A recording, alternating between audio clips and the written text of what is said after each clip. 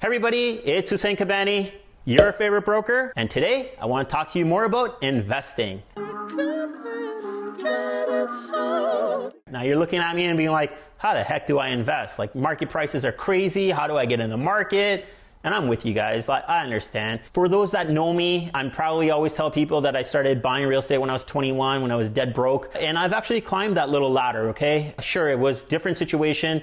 Whatever we see as being hard right now, I felt it being that hard for me when I started when I was 21. So that's a story for a different time.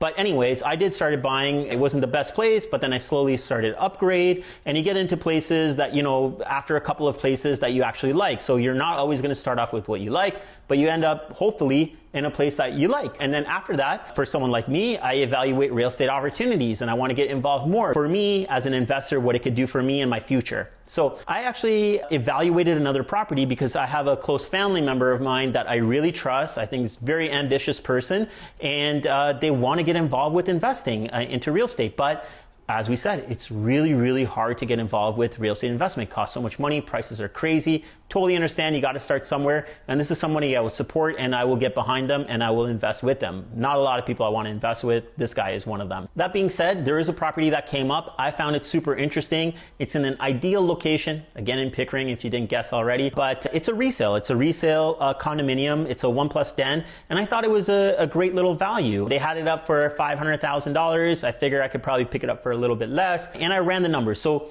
just excuse me because I don't want to miss anything. I'm going to scroll on my computer a little bit. We're going to pop the charts open for you so you can exactly see how I evaluated this property. So like I said, it's about $500,000. I think I factored in a price of about $485 to purchase this property for, and I ran all the numbers. The way I start to evaluate the property is this. First, I want to go back and I want to look at the history.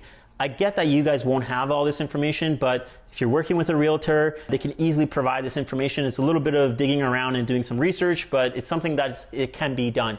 So what I first did was I actually went into that building and the next door building because they're basically the same building, built around the same time, same builders, same kind of layouts, same stuff, okay? Very, very, very comparable, and that's what I want to look for, very comparable properties. So 1+ den, I ran all of the history I could possibly get for 1+ dens in these two buildings, and I ran it back from 2006. Now, the chart we're going to pop up for you right now, you're going to see the history. So basically, we're going to look at average prices. So in 2006, the average price of selling over here was about just under $170,000. Now, if you look at it for the last 4-ish years, we saw some massive appreciations. We're talking numbers about like 25%, 18%, 15%. Like, these are crazy numbers. Now, I can't tell you that you should calculate this out at these numbers. What I did was from 2006, as you can see, to 2021, I averaged it out. So average appreciation year over year was about 8.5%. So even then, I don't want to use that number, okay, 8.5%. So what I did was I even went lower than that. I said 6%. Can it be higher? Can it be lower? Yes. You got to start somewhere, okay? So I felt comfortable with using a 6%.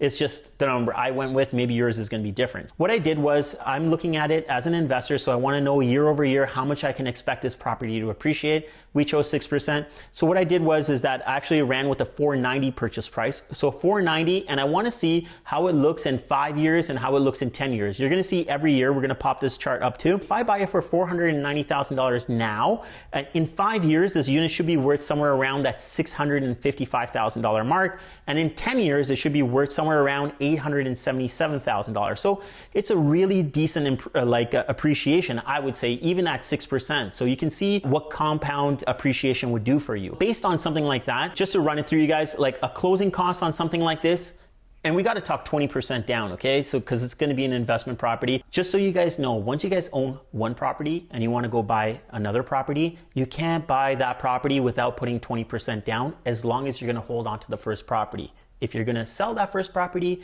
and buy another property, sure, you can put as little as 5% down. But if you're going to maintain that property, you got to put the 20% down. With 20% down payment, we were going to look at $98,000 for down payment. Our land transfer tax was going to be about $6,300 on this. Lawyer fee was about $2,000. So we're looking at just over $106,000 for a closing cost, okay? So that's what it's going to cost us to walk in the door over here. Now, in this chart over here, guys, I know there's a lot going on, so just bear with me. What I look at is that I take my chart from above and I say, okay, 6% year over year. And then what I do is at the end of every year, I put what my mortgage balance is going to be, okay? And then how much my equity is going to be on there. Now, I can't just calculate my equity without saying, hey, how much is my net equity? Because I put 106 into this unit. So at the last line over there, I have my net equity. Now, when we factor all of this in, guys, at the end of 5 years, after I take out my costs of this property, I would actually technically have about $108,000 or $208,000 appreciation after I deduct the cost of what I put into this. So in 5 years, I'm looking at roughly being up about $208,000 on this property. And in 10 years, I'm gonna be somewhere around $485,000. So it's huge, guys. I also say it is an investment property. So after doing all of this math, I gotta rent it out, okay? So when we go to rent this out, I gotta see what the rent is gonna be on this. Basically, I start off by calculating out what my mortgage and my carrying cost is gonna be on the property. So if I put 20% down and I amortize it by 30 years, another side note here, guys, is that if you put less than 20% down payment, your maximum amortization right now could be 25 years. And amortization means is that if you have a $490,000 purchase price, how long will it take you to pay it down to zero, okay? So that's your amortization. So with less than 20% down, you gotta go with 25 years. If you put more than 20% down payment, 20 or more, you could go to 30-year amortization. I think that there are a couple of lenders out there that might do 35 or 40. I'm not really aware of them right now. It has been something that's been done in the past. I remember when clearly they were advertising a few years ago where you could do 40-year amortization, so it was really easy for people to get into the market, but it doesn't happen anymore in this day and age. 30-year amortization right now. So that's how I've calculated, since we're putting the 20% down and it is an investment property. So we amortize that 30 years amortization. Mortgage payment is roughly $1,450. Condo fees $515, property taxes $205. Total monthly cost we got is $2,170. I think we could probably rent this condo out for $2,170 or $2,200.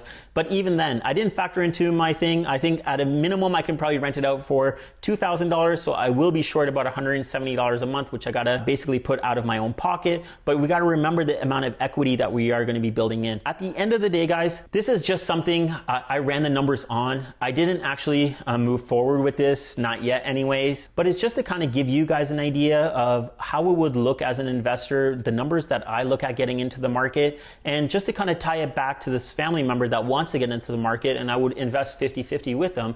And that person, you know, is a long-term strategic thinker, I think, and they would think long-term. So even if we held this property for, say, the 5 years and we had that net equity of $208,000, what we would likely do is that we would go back and we would refinance this property and we would try to pull out maybe $100,000 or $150,000 out of this property and increase the mortgage by that amount. And hopefully by that time, the rent has increased. So it would cover that amount that we're kind of taking out as well. And what we could do with that money is that further invest in more real estate at that point, okay? And even say, for example, you know, we go back and we refinance this property. Say we end up getting $150,000 back from our refinance. And say, you know, this family member wants to go and do their own investment property at this point. I think that's great. They will have $75,000 tax-free, guys, to go back and invest in whatever they want to invest in, and I'll take my $75,000 and continue to invest the way that I want to invest in. So, you know, this is just an idea, another way of kind of getting in, and just to show you guys in detail how I kind of go through these numbers. If you guys have any questions about this particular investment or how generally I calculate this, I'd be more than happy to share my information with you guys. So reach out to me, send me a DM, leave me a comment. I'd love to know what you guys think about this video and what your thoughts are about investing as well. Like it, share it with your friends. Until next time, guys, remember one thing, get Cabani, get sold. Sell it, sell it, sell it, sell it, sell it, sold. Sell it, sell it, sell it, sell it, sold. Sell it, sell it, sell it, sell it, sell it, sold. Sell it, sell it, sell it, sell it, sold.